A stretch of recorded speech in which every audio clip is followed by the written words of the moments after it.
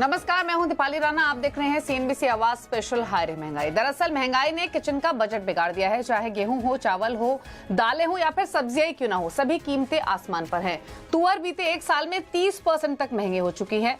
चावल और गेहूं की कीमतों में भी 10% से ज्यादा का उछाल है। सब्जियों की बात करें तो टमाटर के दाम पिछले साल के मुकाबले 117% तक बढ़ चुके हैं। दूसरी सब्जियों की कीमतें भी सातवें आसमान पर बनी हुई हैं। मसालों की बात की जाए तो तड़का लगाना भी महंगा हो गया है, क्योंकि जीरा पिछले एक साल में 167% तक महंगा हो चुका है और इसका असर आम आदमी की जेब पर पड़ रहा है। ऐसे में सवाल उठता है कि अचानक इतनी महंगाई के पीछे कारण क्या है, क्यों सभी चीजों के दाम सातवें आसमान पर पहुंच गए हैं और सबसे बड़ा सवाल ये कि क्या आगे भी कीमतों में बढ़ोतरी देखने को मिलेगी। इन्हीं सब सवालों के जवाब जानने की कोशिश करते हैं इस खास शो में। हमारे साथ हैं अमर अग्रवाल फूड्स के प्रोपराइटर अंकित अग्रवाल, साथ ही अनाज मंडी के फॉर्मर चेयरमैन और एग्री कमोडिटी एक्सपर्ट पुखराज चोपड़ा हमारे साथ बने हुए हैं, और साथ ही हमारे साथ हुकुमचंद आमधरे हैं जो कि डायरेक्टर हैं एपीएमसी मुंबई के। आप सभी का स्वागत है इस स्पेशल शो में। क्रिसिल ने भी एक रिपोर्ट जारी की है। पिछले साल भर की तो बात छोड़ दीजिए, क्रिसिल की रिपोर्ट में कहा गया है कि सिर्फ महज एक महीने के दौरान जो खाने की थाली है उसकी कीमतों में 5% तक की बढ़ोतरी हुई है। और आप कोई भी कमोडिटी उठा के देख लीजिए, दालों की बात करें तो सिर्फ एक मूंग दाल है जो शायद 100 रुपए के नीचे ट्रेड कर रही है, बाकी सभी दालें 100 रुपए के ऊपर कारोबार कर रही हैं। उड़द दाल, तूर दाल, चना, यहाँ हमने भाव काफी बढ़ते हुए देखे हैं। यानी जो एवरेज रिटेल प्राइस है उसमें कंसिस्टेंट सर्ज रहा है। व्हीट और आटे की बात करें तो यहाँ भी 1 मई से लेकर अब तक 2 से 3% प्राइसेस कम से कम बढ़ चुके हैं। राइस की बात करें तो यहाँ भी हमने कंसिस्टेंटली इंक्रीज देखा है, ना सिर्फ डोमेस्टिक मार्केट में बल्कि इंटरनेशनल मार्केट्स में।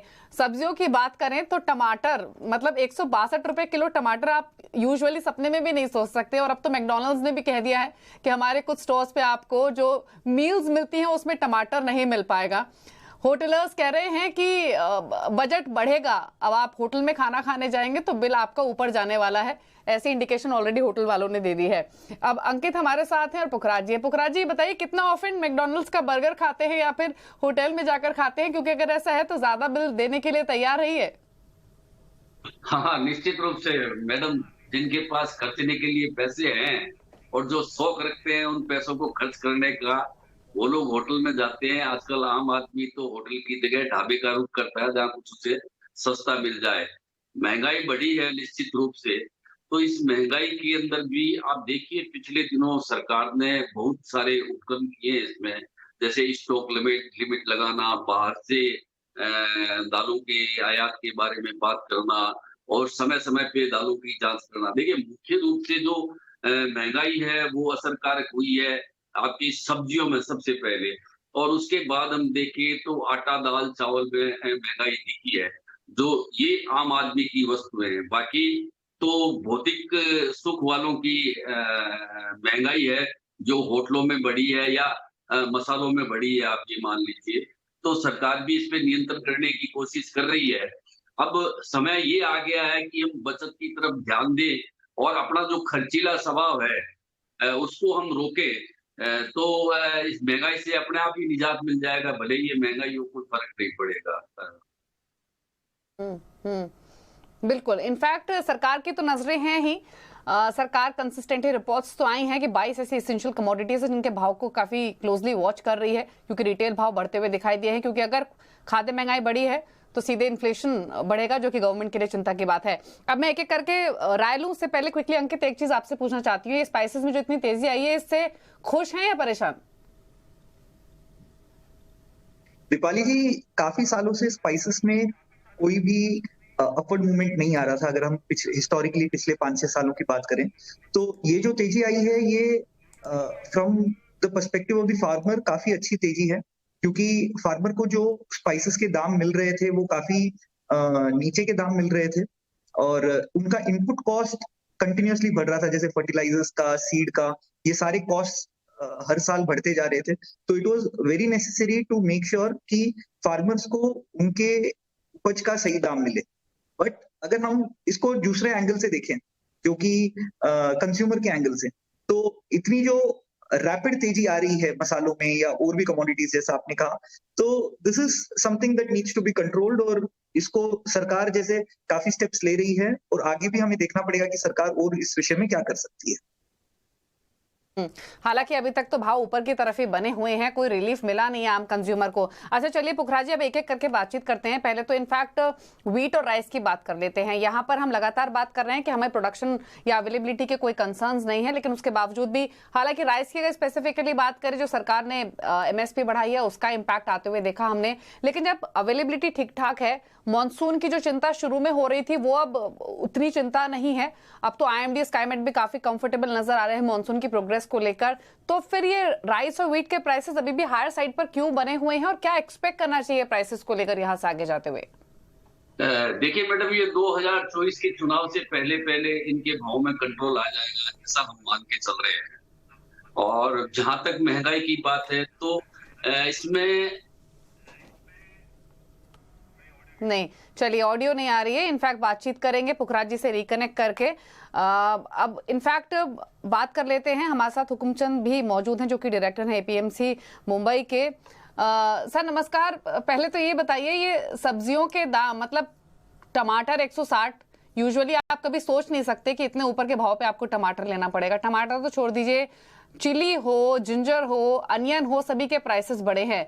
अब ये तो ऐसी कमोडिटीज है जिनके लिए आप ये भी नहीं कह सकते कि इनकी होर्डिंग हो रही है इसलिए भी प्राइसेस बढ़ रहे हैं। तो अब भले ही सप्लाई डिस्टरप्ट हुई, लेकिन अब तो मॉनसून की चाल भी ठीक लग रही है। क्यों अब प्राइसेस हायर साइड पर बने हुए हैं और क्या स्थिति दिख रही है फिलहाल? मैं आपको बताना चाहूंगा कि जो वेजिटेबल प्रोडक्ट्स है, इनका प्रोडक्शन जो है दिन पे दिन कम कम होते जा रहा। इसका रियल अगर रीजन देखे जाए तो हमारे किसानों को ये जो मंडी है इसमें डेली माल भेजना, डेली माल उनका सप्लाई करना, और उसके रेट फ्लक्चुअल होते रहते हैं। फ्लक्चुअल रेट होने के कारण फिक्स रेट नहीं, कोई MSP हम उनको दे नहीं सकते। बाकी जो कैश क्रॉप्स है उसकी MSP फिक्स है, उससे कम उसको अगर भाव नहीं मिलता। इसलिए हमारे किसानों ने आजकल ऑयल सीड्स का प्रोडक्शन ज्यादा कर लिया, आजकल दालों का ज्यादा कर दिया, धान्य जो ग्रेन है उसका प्रोडक्शन ज्यादा कर दिया। और ये जो डेली यूज की चीज है, डेली नीड्स की जो वेजिटेबल चीज है, इसके मार्केट फिक्स नहीं है, इसका प्रोड्यूसिंग कॉस्ट दिन ब दिन बढ़ती जा रही है। और हमारा किसान डेली मंडी में जाएगा, डेली मंडी से आता है, तो इस कारण उसको प्रोडक्शन कॉस्ट और ट्रांसपोर्टेशन कॉस्ट जो है बढ़ती जाती है। और ये उसके हाथ में भाव फिक्स नहीं है, उसके रेट फिक्स नहीं है। और इसलिए जो चेन है वो लोकल, अगर जिस गांव में, जिस तालुका में, जिस जिले में मंडी का ज्यादा माल जिस दिन आता है तो किसान को कम रेट मिलता है। इसलिए किसानों ने ये प्रोडक्शन कम कर दिया, ऐसा मेरा मानना है सर। सब्जियों के भाव में थोड़ी राहत मिलेगी फिर नहीं, या फिर यहाँ से भी और ऊपर जाएंगे? स्पेशली टोमेटो की अगर बात करें तो नहीं, टोमेटो जो है हमारे किसान जो मंडी में जा रहे हैं, मंडी में तो भाव मिल रहा है, मगर दूसरी मंडी में वो जो सप्लाई जाता है, जो बड़े ट्रेडर्स टू ट्रेडर्स मार्केट करते हैं, वो बीच में थोड़ा सा मार्केट बढ़ रहा है। वो कोई हमारे एग्रीकल्चर को प्राइस नहीं मिल रही और हमारे कंज्यूमर को कम रेट में भी नहीं मिल रहा। बीच में थोड़ा सा ट्रांसपोर्टेशन में जो छोटी मंडी से बड़ी मंडी में हुकुमचंद जी, अभी कितना डिफरेंस होगा होलसेल में और रिटेल में, यानी किसानों से जो आ रहा है और साथ ही एक आम कंज्यूमर को जो पहुंच रहा है, कितना डिफरेंस होगा इसमें? किस भाव पे आ रहा है? नहीं, इसमें तो डबल डिफरेंस आ रहा है मैडम जी। मैं कहूंगा कि हमारे किसानों को इतना ये कॉस्ट नहीं मिल पा रही जो मंडी की कॉस्ट है, और जो ट्रेडर जा रहा है ये डबल जा रहा है। इसमें उनका भी कोई कसूर नहीं है। उनका ट्रांसपोर्टेशन, पेट्रोल डीजल के भाव बढ़ गए, लेबर चार्जेस बढ़ गया, इसके कारण वो जो बीच में ट्रेडर्स है उनका भी पूरता नहीं है। और डिमांड एंड सप्लाई की जो चेन होती है उसके ऊपर मार्केट के भाव होते हैं, और उसका कोई MSP नहीं है। तो हमारे किसानों ने आजकल ये कम कर दिया, प्रोडक्शन ही कम कर दिया इसका। ओके, मतलब किसान अपने आप, क्योंकि MSP नहीं है डेफिनेटली, तो अपने हिसाब से जो भाव उनको कंफर्टेबल लगता है उसमें बेचते हैं। लेकिन पुखराज जी, जैसे आपने सुना, मतलब बड़ी अजीब सी सिचुएशन है कि किसान से लेकर एक आम कंज्यूमर तक जो टमाटर का भाव है वो दोगुना तिगुना भाव पे बिक रहा है। लेकिन आप व्हीट और राइस की बात कर रहे थे, क्योंकि जब हम खाने की बात करते हैं तो व्हीट और राइस एक एसेंशियल कमोडिटी है। एक बार को आदमी बिना सब्जी बिना दाल के रह सकता है शायद, लेकिन अन्न तो चाहिए ही। आप अपनी बात कुछ कह रहे थे व्हीट और राइस पर, क्या लग रहा है प्राइसेस को लेकर थोड़ी राहत मिलेगी या फिर नहीं? बिल्कुल राहत मिलेगी। मेरे ख्याल से 2024 में जो चुनाव है लोकसभा का, उससे पहले पहले सरकार इसमें नियंत्रण कर लेगी। और आमतौर पर जो गरीब श्रेणी के लोग हैं, जो निम्न मध्यम वर्ग के लोग हैं, उनके लिए राज्य सरकारें और सरकार सभी तरफ से राइट टू फूड के तहत उन्हें तेल है, दाल है, गेहूँ है, चावल है, ये दे रही है। तो उन पे तो बहुत ज़्यादा असर नहीं है। हाँ, उससे मध्यम वर्ग का जो तबका है, उस पे बहुत ज़्यादा असर है। पर ये हम निश्चित मान के चलते हैं, जैसा कि हमेशा की थ्योरी रही है, जब भी चुनाव आते हैं सेंट्रल के, तो महँगाई पे काबू पा लिया जाता है और महँगाई काबू में आ जाती है विभिन्न उपायों से। तो इस बार भी मुझे लगता है कि चुनाव से पहले-पहले इन चीज़ों की महँगाई रुक जाएगी और बहुत ज़्यादा असर इसका अब देखने को शायद नहीं मिलेगा, कम से कम अनाज के मामले में और दालों के मामले में। इनफैक्ट दालों पर पुखराज जी आपसे राय लेंगे, लेकिन उससे पहले अंकित से स्पाइसेस पर बात करें। तो अंकित, काफी बार हमने आपसे स्पाइसेस पर बातचीत की है, फिर चाहे वो टर्मरिक हो, जीरा हो, अब तो कोरिएंडर में भी थोड़ी बहुत बाइंग आने को मिली है। अब जो तेजी बनी उसके पीछे सभी को पता है, जो अनसीजनल रेनफॉल हुई, राजस्थान, गुजरात में जिस तरीके की प्रोडक्शन की स्थिति रही, क्वालिटी ऑफ जीरे को लेकर थोड़ी सी टेंशन थी जिसकी वजह से प्राइसेस हमने बढ़े थे। बट ये सारे फैक्टर्स क्या ऑलरेडी भाव में नहीं आ चुके हैं क्या अभी, और कितना ऊपर जाएंगे? स्पेशली जीरा तो लग रहा था कि शायद अब थम जाएगा, बट ऐसा लग नहीं रहा है। कल भी हम किसी ट्रेडर से बात कर रहे थे, मतलब इनफैक्ट इनडायरेक्टली तो ये इंडिकेशन वो दे रहे थे कि भाव इस साल के अंत तक लाख रुपए भी पहुंचेगा। मतलब हैरानी हुई, लेकिन जिस तरीके का मूवमेंट जीरे ने दिया है पिछले 1 साल में, ऐसा हो भी जाए तो कोई मतलब कह नहीं सकते। आप क्या कहेंगे? दीपाली जी, अपने को ये समझना पड़ेगा कि इन सारे स्पाइसेस में जो तेजी आ रही है उसका बेसिक रीजन क्या है। बेसिक रीजन है कि किसानों को और अल्टरनेट क्रॉप्स हैं जिनमें उनको बेटर रेम्यूनरेशन मिल रहा है। एल नीनो का जो फियर है वो अभी भी इंटैक्ट है, और रेंज जो हो रहे हैं क्लाइमेट चेंज की वजह से समझ लो या व्हाटएवर, ये बहुत ही इनकोहेरेंट हो रहे हैं। मतलब कोई भी जैसे प्रॉपर वे में जैसे हुआ करते थे आज से 15 साल पहले, 20 साल पहले, अब वो नहीं रहे। मई में एक्सेसिव रेन्स हो जा रहे हैं, जून में अभी तक मराठवाड़ा और विदर्भ रीजन में प्रॉपर रेन्स नहीं हुए हैं। तो कई सारे फैक्टर्स हैं जिनकी वजह से कि प्रोडक्शन लॉसेस हो रहे हैं, क्वालिटी में लॉस हो रही है, जिसकी वजह से कि ये तेजी आ रही है। अब अगर मैं स्पेसिफिकली जीरे की बात करूं तो जीरा ऑलरेडी जो 150-200 रुपए के रेट पे ट्रेड हुआ करता था, वो अब 600 रुपए के रेट पे ट्रेड हो रहा है। तो इट इज ऑलरेडी 300% अप। तो अब मेरे को लगता है कि जीरे में कहीं ना कहीं ये तेजी थम जाएगी। But as far as turmeric and dhania is concern, मुझे लगता है कि अभी भी इसमें कुछ तेजी बाकी है, तेजी इंटैक्ट रहेगी, और आने वाले 6 महीने, साल भर में will be able to see better prices. तो हल्दी और धनिया की अगर मैं स्पेसिफिकली बात करूं तो अगर यहाँ से कोई भी डिप दिखाता है तो वो ट्रेडर्स के लिए एक बाइंग अपॉर्चुनिटी ही रहेगी। और जीरे के प्राइसेस हायर लेवल्स पर ही बने रहेंगे? जीरा का नया क्रॉप आने में दीपाली जी अभी और 7-8 महीना बाकी है, तो यहाँ से मंदा नहीं लगता है, और जैसे जैसे तेजी आएगी हर लेवल को सपोर्ट मिलता रहेगा। लेकिन हम अभी किसी को एडवाइस नहीं कर रहे हैं कि जीरा बाई करके चलना चाहिए इन लेवल्स पर। ठीक ठीक, चलिए रुक रहे हैं इसी के साथ एक ब्रेक के लिए, क्योंकि इतनी सारी कमोडिटीज हैं, सभी के प्राइसेस ऊपर हैं। तो जब ब्रेक के बाद लौटेंगे तो पल्सेस पर बातचीत करेंगे, साथ ही साथ सब्जियों के बारे में और फलों के बारे में थोड़ी सी और चर्चा करेंगे हुकमचंद जी के साथ। एक छोटे से ब्रेक के बाद चल वापस आते हैं।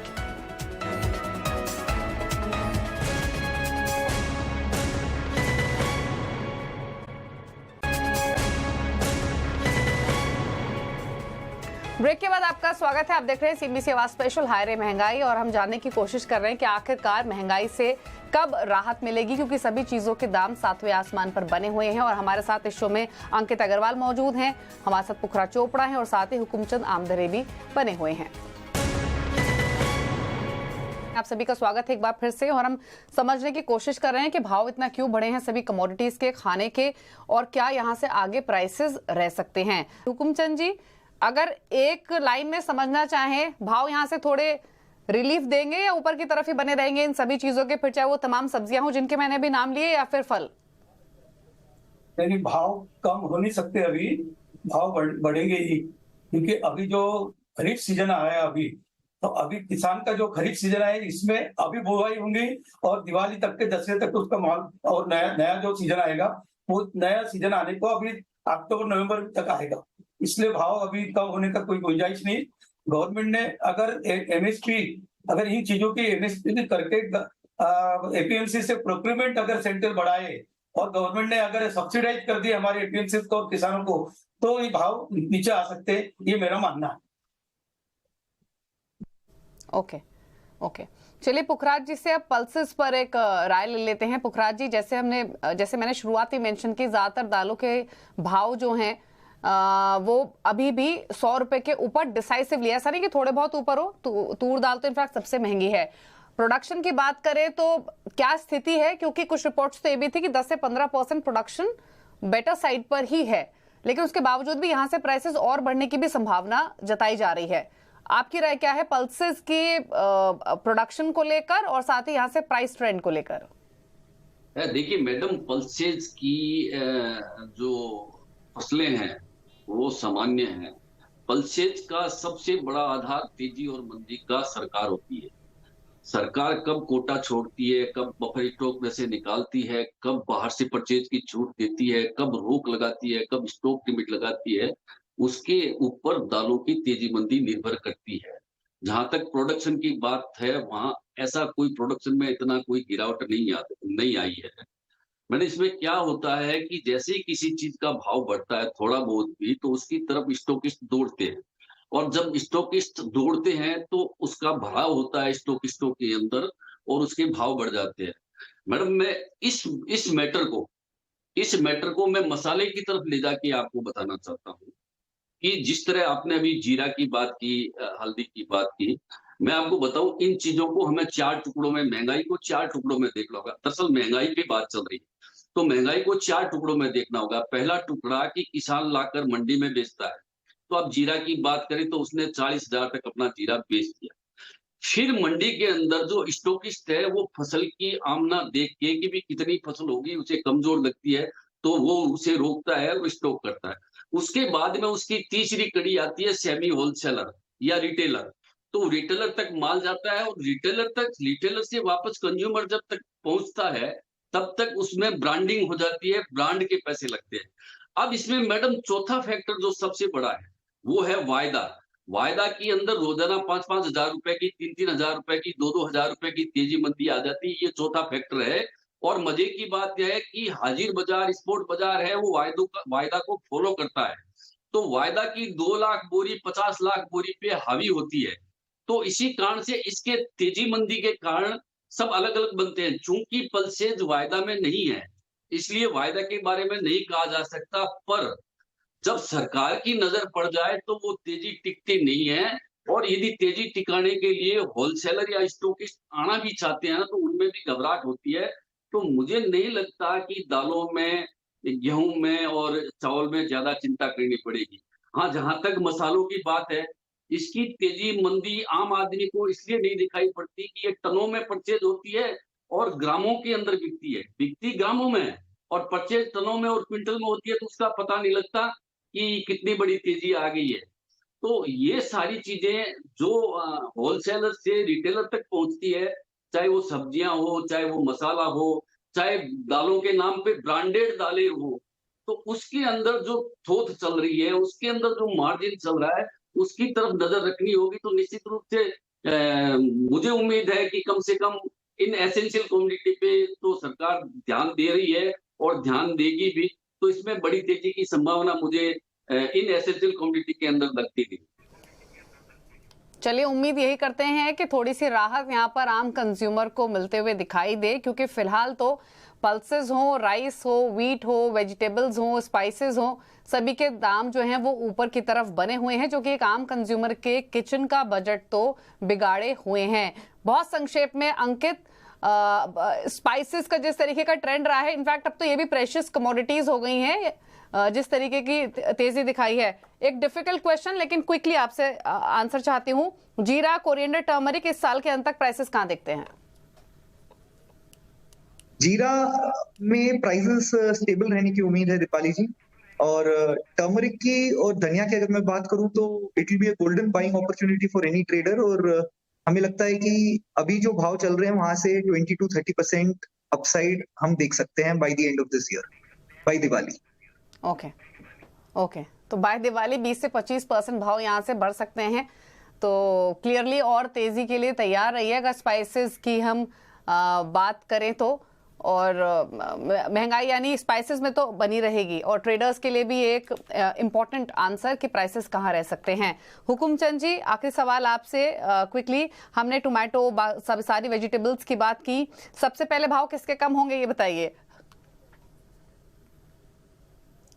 सबसे पहले टमाटर का जो भाव है और मिर्ची है, वेजिटेबल है, ये जो है जो सीजन अभी मैंने बताया जैसा कि ये सीजन अभी चालू हुआ और इरिगेटेड लैंड पे जो समर सीजन था उसका ये माल प्रोडक्ट हो के मार्केट में अभी आ रहा है, इसलिए ये महंगाई थोड़ी सी दिख रही मार्केट में।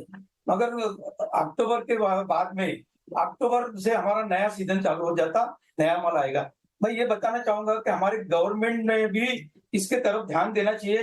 किसान जो ये इरिगेटेड और ये वेजिटेबल जो प्रोडक्ट करता है उसको किसी भी तरह से सिक्योर्ड ऐसा रेट नहीं है, सिक्योर्ड रेट करने के लिए हमने भी उसको इंसेंटिव देना चाहिए, उसका मार्केटिंग का चेन बनाना चाहिए, उसको थोड़ा सा मंडी जो है, मंडी ने अगर उसको डी नोटिफाई भी कर लिया फिर भी मंडी से दूसरे मंडी में भेजने के लिए ट्रांसपोर्ट की सहूलत देना चाहिए और डीजल पेट्रोल के जो भाव है इसको कम करना चाहिए।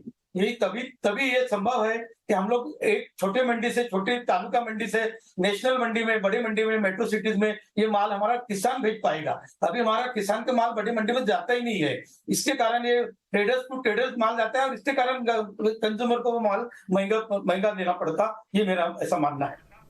ओके, तो चलिए उम्मीद तो यही करते हैं कि महंगाई से थोड़ी राहत यहाँ पर आम कंज्यूमर को मिले, और जैसे पुखराज जी ने भी मेंशन किया और हुकुमचंद जी ने भी कहा, चुनावी साल है, सरकार को किसान का भी ध्यान रखना है और आम कंज्यूमर का भी, और प्राइसेस पर इनफैक्ट सरकार की नजरें बनी हुई हैं, बट सो फार तो बजट बिगड़ा हुआ है। शुक्रिया आप तीनों का ही आने के लिए शो में और अपने व्यूज सभी पर देने के लिए, थैंक यू सो मच। इसी के साथ स्पेशल शो में इतना ही, नमस्कार।